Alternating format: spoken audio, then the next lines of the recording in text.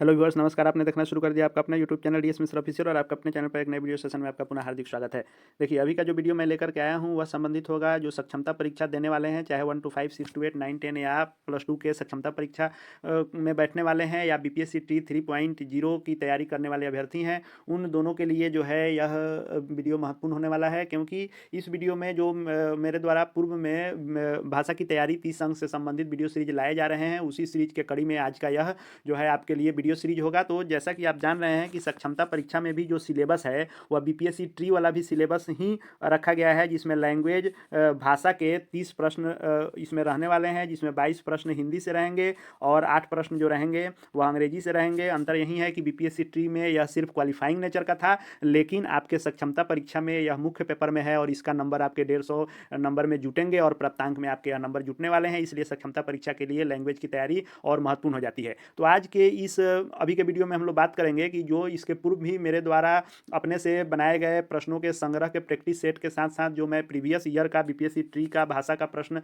आपके लिए लगातार जो मेरे द्वारा लाए जा रहे थे, उसमें कई साथियों द्वारा कमेंट कर जो है मांग किए जा रहे थे कि हिंदी का तो हमने देखा, अंग्रेजी का बताइए कि कैसे प्रश्न पूछे जाते हैं। तो आज के वीडियो सीरीज में हम लोग बात करने वाले हैं कि अंग्रेजी के प्रश्न कैसे, कहाँ से, किस स्तर के पूछे गए थे, उसको हम लोग देखने वाले हैं। तो वीडियो में अंत तक बने रहिएगा, वीडियो महत्वपूर्ण होने वाला है। और यदि चैनल को अब तक सब्सक्राइब नहीं किया है आपने, तो चैनल को सब्सक्राइब करके बेल आइकन को प्रेस कर लेंगे, ताकि आगे भी सक्षमता परीक्षा, बीपीएससी ट्री और शिक्षा विभाग, शिक्षक जगत से जुड़ी हुई छात्र अभ्यर्थियों से जुड़े हुए हर वीडियो के लेटेस्ट अपडेट आप तक मिलते रहें। तो देखिए, जो प्रश्न आए थे यह बीपीएससी ट्री 1 का मैंने प्रश्न लाया है। तो बीपीएससी ट्री 1 में लैंग्वेज के 100 प्रश्न आए थे, जिसमें 75 प्रश्न थे आपके हिंदी से और 25 प्रश्न जो थे वे अंग्रेजी से थे। भले ही यह बीपीएससी ट्री 2 में सिलेबस बदल के 100 के जगह पर 30 किए गए थे, 75 के जगह पर 22 किए गए थे और 25 के जगह पर 8 हैं। और सक्षमता परीक्षा में ही भी 30 ही रहेंगे, 22 और 8 भाग 1 में जो आपने देखा होगा भाषा 30 अंक के रहेंगे। तो यह मैं जो प्रश्न पत्र लाया हूँ आपके सामने, यह ट्री 1 का है और 25 प्रश्न जो अंग्रेजी के हैं उसको हम लोग देखने वाले हैं। और ट्री 1 का ही हम लोग जो हिंदी का देखें, यदि आपने उन जो है सभी वीडियो को नहीं देखा है जो बीपीएससी ट्री में हिंदी के प्रश्न पूछे गए थे, तो 25-25 प्रश्नों का अलग अलग पार्ट मैंने आपके लिए लाया था। आप जो है वीडियो के प्ले लिस्ट में जाएं और सक्षमता परीक्षा सेक्शन में जाकर उसको देख सकते हैं। देखिए, इंग्लिश लैंग्वेज को लेकर लोग चिंतित हैं कि इंग्लिश में कैसे प्रश्न पूछे जाएंगे। तो चूंकि बीपीएससी ने भी पहले कहा था कि बिहार बोर्ड के इसमें विद्यार्थी शामिल होंगे, परीक्षार्थी शामिल होंगे, इसलिए बिहार बोर्ड से पढ़ने वाले लोगों के लिए अंग्रेजी थोड़ी आसान रखी जाएगी, हिंदी उसके तुलना में टफ रखा जाएगा। तो जो सक्षमता परीक्षा बीएसईबी द्वारा लिया जाएगा उसमें भी हिंदी का स्तर यहीं रहने वाला है। तो हिंदी में बीपीएससी ट्री 1 में मात्र 5 क्वेश्चन जो आए थे वह आपके इंग्लिश ग्रामर यानी एडजेक्टिव से आए थे, लेकिन ट्री 2 में बात कर लें तो एक भी प्रश्न ग्रामर से नहीं आए थे। तो आखिर प्रश्न आते कैसे हैं? तो आपको इंग्लिश में यदि प्रश्न पढ़ने आता हो, इंग्लिश में पढ़ के और उसको आप हिंदी में ट्रांसलेट कर सकते हैं, यानी प्रश्नों को आप हिंदी में समझ सकते हैं और दिए गए ऑप्शन का मीनिंग आप जानते हैं, उन वर्ड्स का मीनिंग आपको पता है, तो आप निश्चित रूप से अंग्रेजी के प्रश्नों को आसानी से बना सकते हैं। कोई भी ग्रामर, इसलिए अंग्रेजी की तैयारी के लिए आपको डीपली ग्रामर में जाने की ज़रूरत नहीं है, बस इंग्लिश थोड़ा बहुत आपको पढ़ने समझने आना चाहिए। और सक्षमता में ऑप्शन 4 रहेंगे, इसमें 5 ऑप्शन आपके सामने रहेंगे। तो बीपीएससी ट्री 3.0 की तैयारी करने वालों के लिए 5 ऑप्शन रहेंगे और सक्षमता के लिए 4 ऑप्शन रहेंगे। देखिए, पहला प्रश्न जो दिया था वह एडजेक्टिव से संबंधित है कि your brother is appointed as dash SDO. यहाँ पर क्या होगा? तो देखिए, एसडीओ आप एस देखेंगे तो आपको लगेगा कि ये होगा, तो नहीं, ये आपको हिंदी का भी देखना होता है कि इंग्लिश का यदि वॉवेल भी है लेकिन हिंदी में वह स्वर नहीं व्यंजन में आता है तो आपको उसमें ए होता है। लेकिन अगर इंग्लिश में कंसोनेंट भी है लेकिन अगर हिंदी में वह स्वर से शुरू होता है तो आपको एन लगेगा। तो एस डी ओ ए से शुरू होता है, इसलिए इसमें एन का प्रयोग होगा, इसलिए राइट आंसर इसका एन हो जाएगा। दूसरे प्रश्न को हम लोग देख ले। दूसरा प्रश्न है कि if I can not move the desk will you give it dash push. इसमें क्या होगा? तो पुश के साथ ए का प्रयोग होगा, एडजेक्टिव ए इसमें लगाया जाएगा। तीसरा था कि bring dash book I gave you yesterday. किसी खास बुक के बारे में बात हो रही है तो इसलिए द का प्रयोग खास में किया जाता है। किसी विशेष किताब की बात हो रही है तो द का प्रयोग किया जाएगा। चौथा प्रश्न जो है, Anand went to the doctor because he had dash ear infection. उसके ईयर में इन्फेक्शन है, उसकी बात यहाँ की गई है, सेंटेंस बनाया गया है, तो इसमें ईयर है तो ई है, तो इसमें एन का प्रयोग करेंगे, एन ईयर इन्फेक्शन यहाँ पर होगा। पांचवा प्रश्न है कि he is MA from university, the pursuing MA from university तो इसमें आपको देखिए यूनिवर्सिटी जब आप देखेंगे तो अंग्रेजी का भवेल आप देखेंगे कि ए ई आई ओ यू यू है, तो इसमें एन का करें प्रयोग, लेकिन नहीं, इसको जब हिंदी आप इसका देखेंगे तो यूनिवर्सिटी यू से लिखाता है, तो यू से लिखाता है, तो यू चूंकि स्वर नहीं है इसलिए इसमें एन का प्रयोग नहीं करेंगे, ए का प्रयोग करेंगे। राइट आंसर ए इसका हो जाएगा।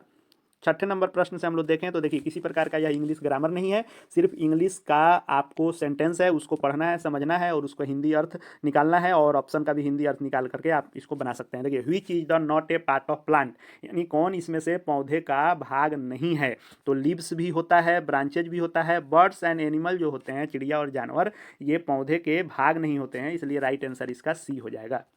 देखिए अंग्रेजी के लिए आपको मैंने कहा ही कि आपको बस अंग्रेजी पढ़ने और उसका सही अर्थ निकालने और ऑप्शन में से सही अर्थ चुनने आना चाहिए। वर्ड मीनिंग पावर थोड़ा सा आपका होना चाहिए, सेंटेंस को ट्रांसलेट करने आपको आना चाहिए। सातवां प्रश्न था कि which of the following you do not use in a computer, आप कंप्यूटर में इसमें से किसका प्रयोग नहीं करते हैं, यूज उपयोग नहीं करते हैं।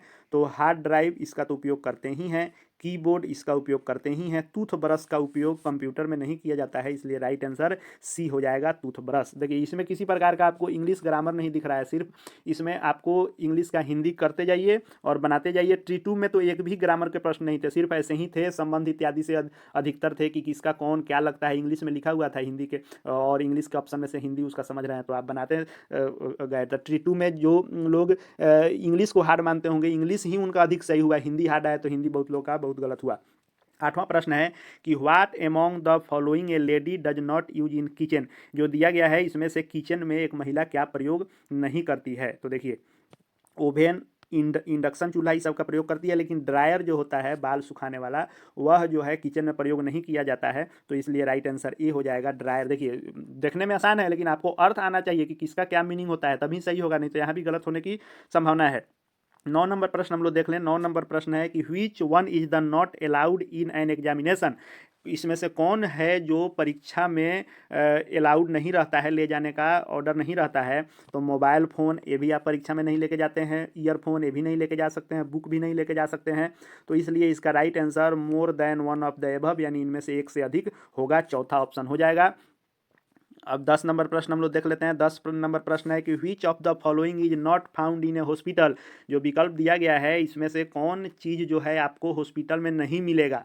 तो नर्स तो हॉस्पिटल में मिलेगी ही, ऑपरेशन थिएटर तो होता ही है हॉस्पिटल में, टेलीस्कोप यानी दूरबीन, तो दूरबीन का हॉस्पिटल में कोई काम नहीं होता है, इसलिए राइट आंसर सी हो जाएगा, टेलीस्कोप 10 नंबर का आंसर हो जाएगा। 11 नंबर प्रश्न भी वही है कि the person who writes a book is known as its, यानी जो व्यक्ति किसी किताब को लिखता है उसको किस नाम से जाना जाता है, क्या कहा जाता है। तो रीडर नहीं, यह पढ़ने वाला होता है, ऑथर यानी लेखक रचनाकार, और यह जो है पब्लिशर यानी जो उसको छापता है प्रकाशित करता है। तो नहीं, लिखने वाला को ऑथर कहते हैं, यानी लेखक रचनाकार कहा जाता है। बस आपको अर्थ आना चाहिए, आप अंग्रेजी बनाते जाएंगे। 12 नंबर प्रश्न है कि if today is Wednesday, day after tomorrow will be. अब देखिए इसमें क्या कह रहा है कि थोड़ा सा रीजनिंग टाइप का भी प्रश्न इसमें कर दिया था कि संबंध वाला, कि आपके आपके दादाजी क्या लगेंगे, आपकी बुआ की लड़की क्या लगेगी, वैसे ही आपको हिंदी इंग्लिश का थोड़ा सा फेर रहता है। अब यहाँ है कि इफ़ टुडे इज वेडनेसडे, मतलब आज जो है बुधवार है, यहाँ देखिए आज बुधवार यदि है, कह रहा है टुडे इज वेडनेसडे, आज बुधवार है, डे आफ्टर टुमारो यानी कल के बाद वाला दिन क्या होगा, तो कल गुरुवार होगा, आज बुधवार है तो, और उसके बाद वाला कह रहा है डे आफ्टर टुमारो, कल के बाद क्या आएगा, तो गुरुवार के बाद क्या आएगा, शुक्रवार आएगा, यानी फ्राइडे उसका इंग्लिश होता है। तो ऑप्शन में देखिए फ्राइडे कहीं है ही नहीं, तो इसलिए इसका राइट आंसर जो हो जाएगा नॉन ऑफ द एबव, यानी इनमें से कोई नहीं इसका आंसर हो जाएगा। 13 नंबर प्रश्न हम लोग देखते हैं कि we must dash we must dash traffic signal, हमें क्या करना चाहिए। तो not break, break not follow, तो हमको नॉट ब्रेक होगा, यानी कि जो ट्रैफिक यातायात के नियम होते हैं उसको हमको नहीं तोड़ना चाहिए, सिग्नल जो होता है उसको नहीं तोड़ना चाहिए, तो नॉट ब्रेक होगा। 14 नंबर प्रश्न देख लीजिए, दिया है कि इफ़ टुडे इज द 12 दिसंबर, यानी आज 12 दिसंबर है, आज 12 दिसंबर यदि है, तो the next month will be, तो अगला महीना क्या होगा। तो 12 सिर्फ आपको अथी करने के लिए, मतलब थोड़ा सा दिमाग को घुमाने के लिए दिया है। अभी सीधा यहाँ देखिए कि यदि आज दिसंबर महीना चल रहा है तो अगला महीना क्या होगा, तो अगला महीना जनवरी होगा। तो स्वाभाविक बात है कि यह आसान है, बस अर्थ आपको आना चाहिए, तो जनवरी इसका राइट आंसर हो जाएगा। 15 नंबर प्रश्न देख लिए, a month can have dash days, एक महीने में कितने दिन होते हैं? तो 28 या 29, 30 या 31। तो जैसा कि हम लोग जानते हैं कि 28 29 भी होता है फरवरी, 30 भी होता है महीना, और 31 का भी महीना होता है। तो चूंकि तीनों किस्म के डे होते हैं, इसलिए more than one of the above, यानी एक से अधिक हो जाएगा। किसी महीने में 30 दिन हो सकते हैं, किसी में 31, किसी में 28, इसलिए एक से अधिक हो जाएगा। अब देखिए संबंध वाला प्रश्न देखिए 16 से 20 तक कैसा आता है। और ट्री 2 में मैक्सिमम यही आया था कि संबंध वाला आया था कि आपके रिश्ते के बारे में अंग्रेजी में था कि आप उसका हिंदी जानते हैं कि नहीं, और दूसरा था कि किचन में क्या नहीं होता है, बेडरूम में क्या नहीं होता है, गेस्ट रूम में क्या नहीं होता है, या आपके बेडरूम में क्या होगा, क्या रहता है, आपके किचन में क्या रहता है, आपके डाइनिंग में क्या होता है। यही सब सिर्फ प्रश्न ट्री 2 में आए थे। और आपके सक्षमता में भी इसी टाइप से प्रश्न आएंगे कि जो सिर्फ आप इंग्लिश पढ़ें, और आपका सिर्फ देखना है कि इंग्लिश लैंग्वेज आपको पढ़ने पढ़ाने आएगा कि नहीं, उसका अर्थ निकालने आता है कि नहीं। 16 नंबर प्रश्न है कि डाउटर्स डाउटर इज, अब इसका अर्थ निकालिए कि डाउटर्स यानी लड़की की, डाउटर लड़की, यानी आपके बेटी की बेटी आपकी क्या लगेगी? तो सिस्टर नहीं लगेगी, कजिन भी नहीं लगेगी, ग्रैंड डाउटर यानी नतनी लगेगी आपकी। तो आंसर ग्रैंड डाउटर हो जाएगा, राइट आंसर बी हो जाएगा। 17 नंबर प्रश्न भी वैसा ही है कि grandfather's father is, grandfather यानी आपके बाबा जी, बाबा जी के पिताजी आपके क्या लगेंगे? तो आपके बाबा जी के पिताजी को कहा जाएगा ग्रेट ग्रैंड फादर, ये राइट आंसर बी इसका हो जाएगा। 18 नंबर प्रश्न है कि मदर्स फादर्स इज, मतलब आपके माँ के पिताजी आपके क्या हुए? तो मैटर्न जो है ग्रैंड फादर का अर्थ होता है नाना, तो इसका राइट आंसर बी हो जाएगा। थोड़ा सा आप विशेष करके यदि इसको उठाता है तो रिलेशन वाले भी याद कर लेंगे, नीस क्या होता है, कजीन क्या होता है, इस सब के भी बारे में पूछता है, घुमाता है प्रश्न। सिस्टर, ब्रदर, आंट, अंकल इत्यादि से संबंधित आएगा। और आपको वर्ड मीनिंग पावर थोड़ा सा बढ़ाना होगा, वर्ड मीनिंग आप देखते जाएँ तो आप इंग्लिश में पार पा जाएंगे। 19 नंबर प्रश्न था कि ऑन्ट्स डाउटर इज, मतलब आंटी की बेटी क्या लगेगी? तो इसमें आपको हो जाएगा नॉन ऑफ द दीज, क्योंकि आंटी की बेटी आपकी बहन लगेगी, चाहे फूआ की बेटी हो, चाची की बेटी हो, मौसी की बेटी हो, तो बहन लगती है, तो सिस्टर नहीं है, इसलिए right answer none of the above, इनमें से कोई नहीं होगा। 20वां प्रश्न आया था कि mother's and father's children are, यानी आपके माता पिता के लड़के आपके क्या लगेंगे? यानी आपके पिता और माता के जो बच्चे होंगे तो आपके भाई बहन लगेंगे, तो right answer sister and brothers हो जाएगा।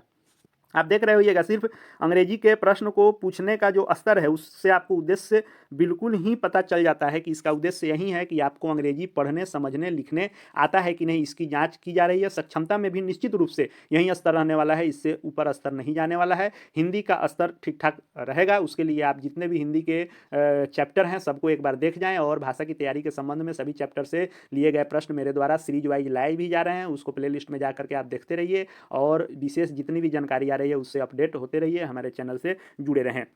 देखिए 21 से 25 तक प्रश्न जो है वह अवतरण जो हिंदी में हमने लाया था, बताया था, उसी अवतरण को कहते हैं। यह जो आपके सामने दिया हुआ है, इस जो दिए गए पैसेज रहते हैं तो इस पैसेज को पढ़ना होता है, पैसेज यानी अवतरण। तो इस पैसेज को आप पढ़ेंगे और उससे जुड़े हुए सवाल का जवाब आपको देना होता है। इसका भी यही उद्देश्य है। पैसेज तो हालांकि अंग्रेजी ग्रामर का ही है, तो पैसेज को आपको पढ़ना है और इसका अर्थ आप समझ जाएंगे तो आप बना लेंगे। Once upon a time a hunter came to a forest, it was summer and water was scarce, many of the animals had died of thirst. The hunter killed a deer and took it back to his house. The forest god was very sad because he could not protect his animals. He prayed to the rain god and the monsoon arrived. The animal could breed again because there was enough to eat and drink. अब देखिए इस passage का अर्थ यदि आपको नहीं निकलेगा, हिंदी यदि आप ट्रांसलेट नहीं कर पाएंगे, तो यह आसान दिखने में है लेकिन एक भी प्रश्न का जवाब आपसे नहीं दिया जाएगा 21 से 25 तक का। आपको इसका अर्थ आना चाहिए। तो आपको यही हम बार बार कह रहे हैं कि वर्ड मीनिंग का पावर सिर्फ बढ़ाइए, वर्ड मीनिंग को देखते रहिए और उसका अर्थ याद करते रहिए, तो सेंटेंस पकड़ भी लेंगे। थोड़ा बहुत जो है ग्रामेटिकल अगर नहीं भी सेंटेंस का अर्थ निकाल पाते हैं तो आपको वर्ड मीनिंग पावर आपके पास है तो आप आंसर कर देंगे। तो देखिए 21 नंबर प्रश्न हम लोग देखते हैं, दिया है whom did the forest god pray to. तो यहाँ देखिए दिया हुआ है pray to the rain god, तो रेन गॉड यहाँ आंसर है। बहुत सारे प्रश्न हु बहु आप खोज भी सकते हैं, कुछ का बिना अर्थ का नहीं होगा लेकिन बहुत को खोज भी सकते हैं। इसका जैसे एकदम वैसे ही दिया हुआ है द रेन गॉड, इसका आंसर हो जाएगा। अब दिया है कि the forest God was very dash that he could not protect his animal. जो जंगल के भगवान थे वे बहुत क्या थे कि वे अपने जानवरों को बचा नहीं पा रहे थे। तो सैड थे, उदास थे इस कारण से। 23 नंबर प्रश्न हम लोग देख लेते हैं कि in which season did the animal have enough to eat and drink. किस मौसम में जो जंगल के जानवर होते हैं उनको खाने पीने के लिए पर्याप्त मात्रा में चीज़ें उपलब्ध होती हैं। तो चूंकि यह एक हंटर की कहानी है, यानी शिकारी के बारे में है कि शिकारी गर्मी के दिन में गया और वह शिकार किया। जंगल के भगवान जो है दुखी थे कि चूंकि मौसम जो है वह अनुकूल नहीं है, मानसून नहीं है, इसलिए वे जो है वर्षा के भगवान को जो है प्रार्थना किए कि मानसून लाइए ताकि जानवर जो है जिंदा रह सकें। तो यही यह कहानी दिया हुआ है। तो इसमें पूछ रहा है कि किस मौसम में। तो समर में चूंकि पानी जो है खत्म हो गया था जंगल का, तो यह मानसून मंगाने के लिए प्रार्थना कर रहे थे। तो राइट आंसर मानसून हो जाएगा, क्योंकि मानसून में जानवरों के लिए खाने और पीने की चीज़ें रहती है। 24 नंबर प्रश्न है कि when the hunter came to the forest. देखिए कहानी में ऊपर दिया हुआ है कि हंटर शिकारी जंगल में कब आया था, किस मौसम में, विंटर में कि मानसून में कि समर में। तो समर गर्मी के दिनों में आया था, तो ही ना पानी खत्म था जंगल से। सिर्फ अर्थ उसका हमने समझ लिया है, तो इन सभी प्रश्नों को हम हल कर पा रहे हैं बिना देखे भी। तो when the hunter came to the forest, तो समर गर्मी के महीने में शिकारी आया था। 25 नंबर प्रश्न दिया है कि हु किल्ड द डियर।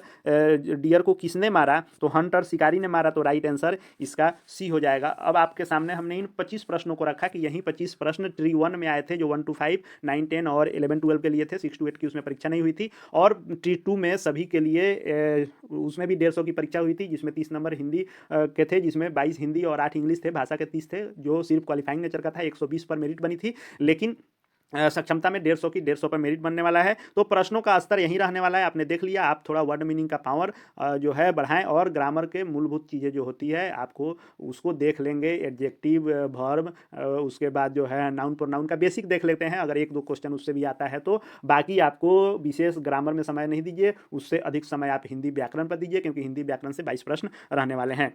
इसी सीरीज में हम लोगों ने हिंदी का जो है 75 प्रश्न देख लिया है। अलग अलग पार्ट में आपके द्वारा 3 पार्ट में मैं हिंदी के प्रश्नों को लाया था। आगे भी ट्री 2 में जो भी इंग्लिश और हिंदी के प्रश्न आए थे उसको भी सीरीज वाइज मैं लेकर के आऊँगा, और साथ ही साथ अपने से सभी चैप्टर से महत्वपूर्ण 1-2 प्रश्नों को उठा करके मैं वीडियो सीरीज लगातार बना रहा हूँ। प्रैक्टिस सेट आपके लिए भाषा का और सामान्य अध्ययन इत्यादि का जो है कंटिन्यू रहेगा। इसलिए आगे भी सक्षमता परीक्षा की तैयारी और शिक्षा जगत शिक्षकों से संबंधित हर एक छोटी बड़ी लेटेस्ट अपडेट को देखते रहने के लिए वीडियो आपके पास पहुँचती रहे, इसके लिए चैनल को सब्सक्राइब करके बेल आइकन को प्रेस कर लेंगे। और साथ ही साथ हमारे Telegram channel DS Mishra official, जिसका लिंक इसके डिस्क्रिप्शन बॉक्स में, उससे भी जुड़ जाएंगे। वहाँ भी आपको आपके लिए उपयोगी सारे जो है PDF इत्यादि मिलते रहते हैं। इस वीडियो को देखने के लिए आपका बहुत बहुत धन्यवाद।